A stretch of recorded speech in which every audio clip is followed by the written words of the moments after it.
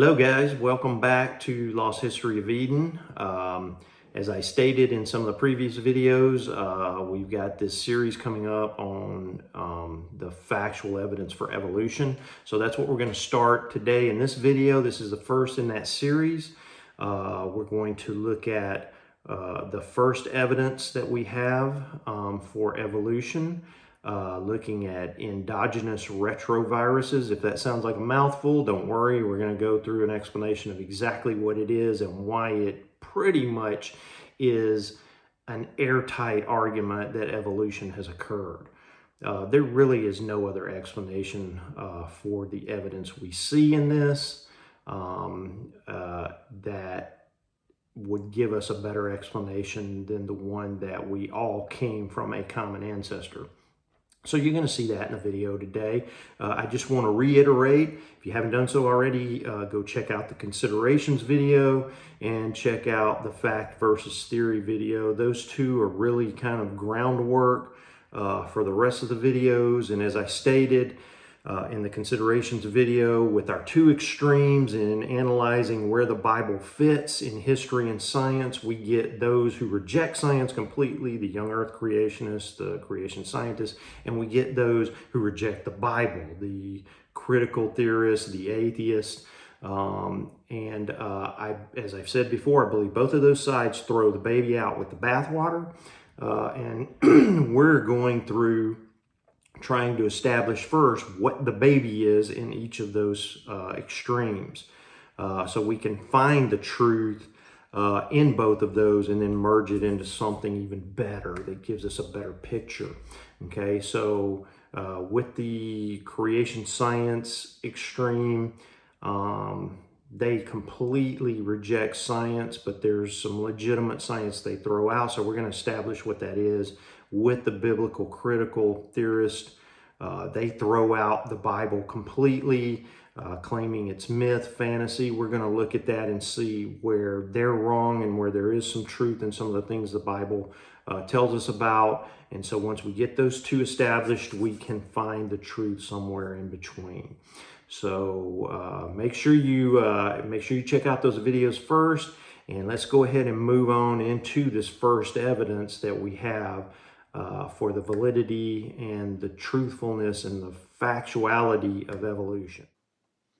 Okay, so today we're talking about factual evidence for evolution. And the piece of evidence we're going to look at today is evidence from our DNA. This is one of the most solid pieces of evidence that evolution occurred. And it's one that you're going to see that there absolutely is no creationist counter-argument to it. This is evidence from what we call endogenous retroviruses. We call them ERVs for short. Now, an ERV is a virus that infects a cell, and when it infects a cell that is a germ cell, that is either a sperm or an egg cell, it becomes permanent in the DNA. Basically what it does is when it inserts itself into the DNA, it essentially creates a scar in the DNA. And when that occurs in a germ cell, it becomes permanent in the DNA from that point onward for any offspring that comes from that individual. A little bit how this process works. You start with the retrovirus, which we can see right here. This virus moves until it attaches itself to the wall of a cell. It peels open the wall of the cell and inserts itself in. We call that process endocytosis. Once inside, the coating comes off and the viral RNA is released. This viral RNA then begins to create a copy of a section of DNA. Okay, we call that process reverse transcription because normally DNA, which is down here in the nucleus, creates copies of RNA to go form proteins. But here we have the reverse happening. We have RNA forming a string of DNA. Once it does so, okay, this viral DNA then moves itself into the nucleus, finds a place in your DNA strand and inserts itself. Okay, that's what's going on right here. Once it does that, it is then capable of using your DNA to make copies of itself as RNA, and it does so. And this viral RNA then assembles itself as it was previously, exits out the cell, okay, through this budding process, creating a new coating, and then this new virus then moves on and finds another cell to insert itself into. Now, the important point about this to understand, because I understand this is a very complex process, uh, but the really important part to understand is the DNA scarring process, because that's what we're looking at here, because this is the evidence for evolution. That occurs right here whenever that viral piece of DNA inserts itself into your DNA. Okay? We get a scar, and that scar is permanent when it occurs in a germ cell. So why is that important? Well, let's go ahead and look at a comparison between human and chimpanzee DNA. Okay, when we look at human and chimpanzee DNA, as we can see here, we have the DNA of a human on the left side, and we have the DNA of chimpanzee on the right side, and we then have all 23 chromosomes of human DNA and all 24 chromosomes of chimpanzee DNA. Chimpanzee DNA differs in ours only in here in chromosome 2, where chimpanzee DNA is split into 2 chromosomes. Ours is not. It's one single strand. Okay? So when we pair them side by side like this, what we find is that in 16 locations, there are matching ERV scars in both human and chimpanzee DNA. This is scarring. This is something that is not natural to the DNA, but yet it's in exactly the same location in both human and chimpanzee DNA. Now, if these viruses were just randomly inserting themselves into both our DNA and chimpanzee DNA, the likelihood of them just accidentally, randomly scarring the exact 16 same locations in both human and chimp DNA would be 1 in 2.06 to the 138th power. Okay, that's a number that's so large I couldn't even put it here on the slide. It's basically a number that means that it's impossible. There's no way that this randomly occurred by chance, that these ERVs just happened to wind up in the exact same spots in both human and chimpanzee DNA randomly by accident. They're in the same spot because we have a common ancestor. That's the explanation that makes the most sense. Okay. Here we have a chart that shows various species: humans, chimps, gorillas, orangutans, gibbons, old world monkeys, new world monkeys. And it shows essentially the evolutionary branches that led to all of us. And what you see here are various ERVs that inserted at various locations. Now, how do we know that? We know that because, for instance, these ERVs here are common to all of these species.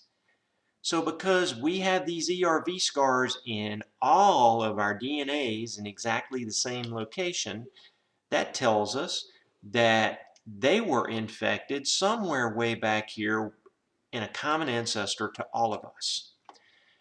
Then we have these ERVs here, which infected the common ancestor of these species, because these species have the scars in common. And so on. You can see these ERVs here are only common to these species here. These ERVs here are only common to these 4 species. These ERVs here are only common to these 3 species. These ERVs here are only in humans. They're in nothing else. So we know that these infections occurred sometime at some point during our own species history, after we had evolved from all of these other various species. Okay, so not only are ERVs a means of showing us that evolution happened, they're also a very good tracker and indicator of showing us roughly when various branches split off from other branches. We use them as markers in looking at that and in seeing how the evolutionary pathways branched off into all the different species we have. So, in looking at these ERVs, it's very obvious that there's only one explanation for how these varying species have certain ERV scars in common. The reason they do is because they have a common ancestor. That common ancestor was infected by an ERV, by an endogenous retrovirus, and that infection scarred its DNA, and that scar has remained in every species that has evolved from that common ancestor. That makes most sense. So in conclusion, these ERVs permanently scar the DNA. They do so in a way that causes the scars to be passed on to offspring. We have 16 locations in our DNA where we have these scars in common with chimpanzees. We have multiple more locations where we have them in common with gorillas, orangutans, gibbons, old world monkeys, new world monkeys, and other higher primates. There is no, I say again, there is no creationist explanation for these common scars between us and other species. What's their explanation? God created us all with those scars in common? What would be the point in that, other than possibly to trick us into believing that evolution occurred? The only conclusion we have, the only conclusion that we can come to because of this solid data is that we evolved from a common ancestor. Okay, so you can see how ERVs provide a great evidence for evolution and prove pretty much beyond any shadow of a doubt that evolution occurred and that we all did evolve from a common ancestor. But it's not the only evidence, and we're going to look at 2 more pieces of evidence that really establish the true nature of evolution. And again, we're looking here at the factual evidence for evolution, what we call the fact of evolution. As I said, if you've not watched my fact versus theory video, make sure you check that out first so you can understand that distinction. We're not arguing the merits of different theories of evolution and how evolution occurs.